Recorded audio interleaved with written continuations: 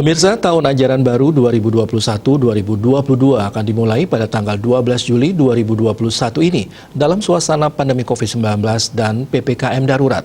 Oleh karena itu, masa pengenalan lingkungan sekolah atau MPLS akan digelar secara daring. Kepala Dinas Dikpora Kota Denpasar I Gusti Ngurah Edi Mulya mengatakan, tahun ajaran baru akan segera dimulai pada tanggal 12 Juli 2021 yang diawali dengan masa pengenalan lingkungan sekolah. Karena dalam masa PPKM darurat, pihaknya telah melakukan koordinasi dengan seluruh sekolah-sekolah dari PAUD, SD hingga SMP.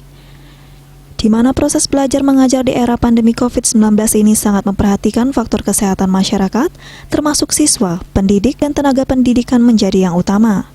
Pihaknya bersama stakeholder yang lain telah melakukan sejumlah kajian dan simulasi sebelum memulai pembelajaran tatap muka terbatas, yang menjadi aspek utama perhatian pemerintah sebelum pembelajaran tatap muka terbatas digelar, yakni fluktuasi angka COVID-19 di Denpasar dan Provinsi Bali. Jika kondisi sudah memungkinkan untuk dilaksanakan pembelajaran tatap muka terbatas, pihaknya telah melakukan koordinasi dengan semua stakeholder pendidikan. Tahap pertama diawali dengan vaksinasi terhadap guru, siswa usia 12-17 tahun, dan sekolah diminta menyiapkan segala sarana prasarana pendukung protokol kesehatan. Ajaran baru 2021-2022 kita akan awali tanggal 12 Juli yang akan datang melalui proses MPLS, masa pengenalan lingkungan sekolah. Tentu kita sudah koordinasikan dengan seluruh satuan pendidikan di jenjang PAUD, SD, SMP untuk melakukan reorientasi bahwa pembelajaran dan proses MPLS melalui pola daring. Tentu menuju ke PTM terbatas kita telah melakukan berbagai persiapan dan simulasi.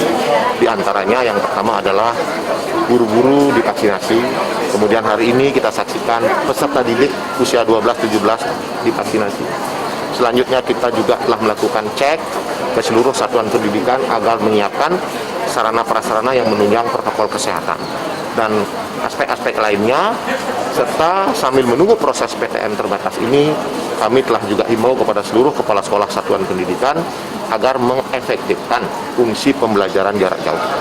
Jadi pembelajaran jarak jauh daring sistem itu kita tekankan pada aspek efektivitas terhadap dua aspek tadi yang saya kira. Ditambahkan, Edi Mulya untuk vaksinasi anak-anak atau siswa umur 12-17 tahun di Kota Denpasar dilakukan secara serentak di mana per hari menyasar 9 hingga 10 sekolah atau rata-rata 250-300 target vaksinasi per sekolah. Riasa, Bali TV.